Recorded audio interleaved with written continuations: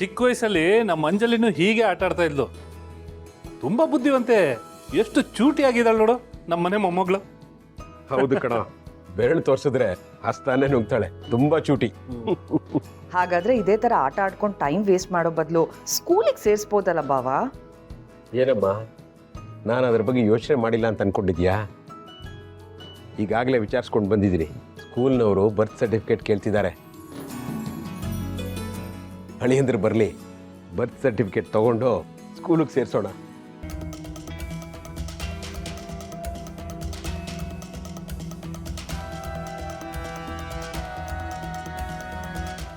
ಅವ್ನು ನಿಜವಾಗ್ಲೂ ಇವಳಪ್ಪ ಆಗಿದ್ರೆ ತಾನೆ ಬರ್ತ್ ಸರ್ಟಿಫಿಕೇಟ್ ಇರಕ್ಕೆ.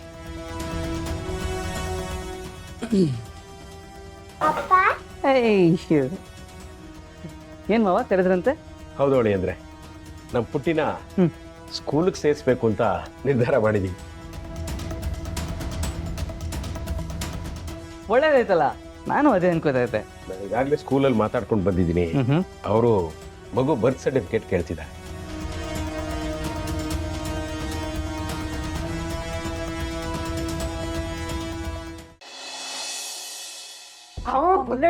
ಬುಲೆಟ್ಟು ಲೇ ಕಾರ್ತಿಕೇಯ, ಏನಾಗಿದೆಯಾ ನಿನಗೆ?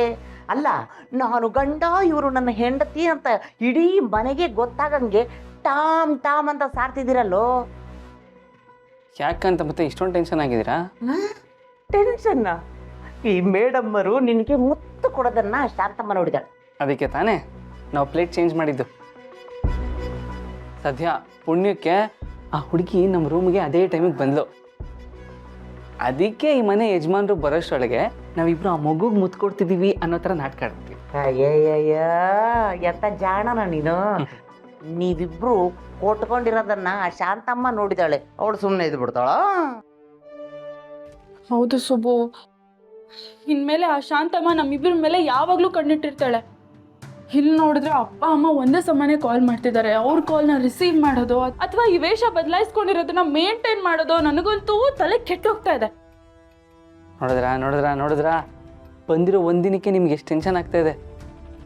ನಾನು ಇಷ್ಟು ದಿನ ಇದನ್ನ ನಿಭಾಯಿಸ್ಕೊಂಡಿದ್ನಲ್ಲ. ನಾನು ನಿಭಾಯಿಸಿರೋದು ಅದೇ ನಿಭಾಯಿಸ್ತಿದ್ದೀವಿ. ನಮಗೆ ಎಷ್ಟು ಕಷ್ಟ ಆಗಿರ್ಬೇಡ. ಎಲ್ಲ ನಿಭಾಯಿಸಿದೀಯಾ, ಆದ್ರೆ ನಾನು ನಿಭಾಯಿಸ್ತೀನಿ. ಆದ್ರೂ ಏನು ಮಾಡೋದು ಕಾರ್ತಿಕೇಯ ಈಗ? ಅದಕ್ಕೂ ಒಂದು ಐಡಿಯಾ ಇದೆ ಮೇಡಮ್. ಈಗ ಶಾಂತಮ್ಮ ನಾವಿಬ್ರು ಮುತ್ತು ಕೊಟ್ಟಿದ್ದನ್ನ ನೋಡಿದ್ದು ನಿಜ. ಹೌದು. ಆದರೆ ಶಾಂತಮ್ಮ ಹೇಳ್ತಿರೋದೆಲ್ಲ ನಿಜ ಅಂತ ಯಾರೂ ನಂಬಾರ್ದು. ಹಾಗೇನಾದರೂ ಮಾಡಬೇಕು. ಅಂದರೆ ಈಗ ಕೇಳಿಸ್ಕೊಳ್ಳಿ. ಅಗ್ಲ ನಾನೇ ಹೇಳ್ತೇನೆ. ಹಂಗಲ ಕಿವಿ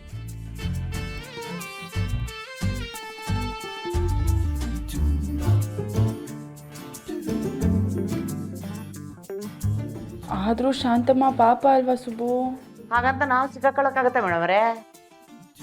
ಬೀಸೋ ದೊಣ್ಣೆಯಿಂದ ತಪ್ಪಿಸ್ಕೊಂಡ್ರೆ 100 ವರ್ಷ ಆಯಸ್ಸು ಅನ್ನೋದು ಹಳೆಗಾದಿ ಮಾತು. ಇವಾಗ ಬೀಸೋ ದೊಣ್ಣೆನ ಊರ್ಗೋಲ್ ಮಾಡ್ಕೊಂಡು ನಡೆದ್ರೆ 1000 ವರ್ಷ ಆಯಸ್ಸು. ಇದು ಲೇಟೆಸ್ಟ್ ಗಾದೆ. ಏನಂತೀಯಪ್ಪ ಕಾರ್ತಿಕೇಯ? ನೀನು ಹೇಳಿದ ವಿಷಯವನ್ನ ಮತ್ತು ನಾನು ಮಂಡಿಸಿದ ವಿಷಯವನ್ನ ಎರಡನ್ನೂ ಸೇರಿಸಿ ಕಾರ್ಯರೂಪಕ್ಕೆ ತರಲು ಐ ವಿಲ್ ಟ್ರೈ. ನಮಗೆ ಬೇರೆ ದಾರಿನೇ ಇಲ್ಲ ಮೇಡಮ್, ಇದೇ ಮಾಡಬೇಕು.